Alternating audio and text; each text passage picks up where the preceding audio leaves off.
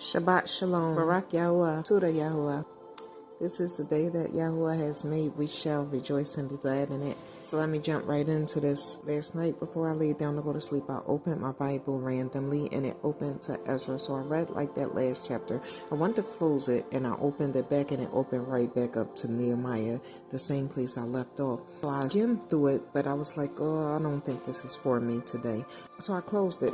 This morning, I woke up and began to just go in prayer, and I said, okay, Father, what you want me to read today? And I opened the Bible, and randomly it opens right back at Nehemiah, where it opened last night, and I said, I thought it wasn't for me. Let's jump into this. Nehemiah's prayer. And I said, I beseech you, O Allah, God of heaven, the great and terrible God, that keepeth covenant and mercy for them that love him, and observe his commandments. Thine ear now be attentive, thine eyes open, that you may hear the prayer of your servant, which I pray before you now, day and night, for the children of Israel, your servants, and confess the sins of the children of Israel, which we have sinned against you. Both I and my father's house have sinned.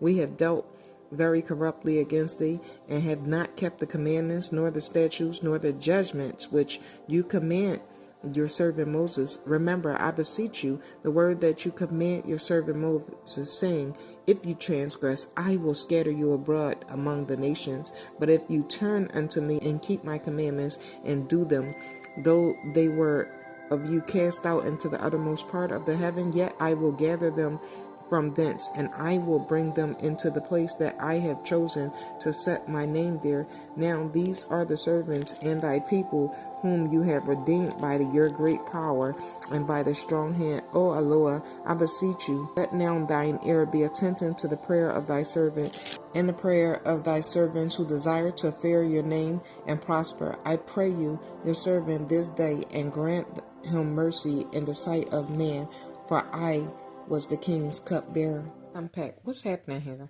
Jerusalem is broken and the walls are destroyed. The people are in distress. When Nehemiah hears this, he doesn't rush to fix it. He falls to his knees. He weeps. He fasts. He prays. He confesses not just for the sins of himself, but the sins of others, and calls on the Most High's faithfulness. Nehemiah is showing us that real change begins in prayer, that before rebuilding walls, Yah rebuilds hearts. In the middle of brokenness, one person's prayer becomes restoration. What if what you're seeing as a burden is actually your calling? If you come across this today, don't think it coincidence. Ask yourself that question again. This could be speaking directly to you. To Yah be all glory. Barak Yahuwah. Shabbat Shalom. Be blessed.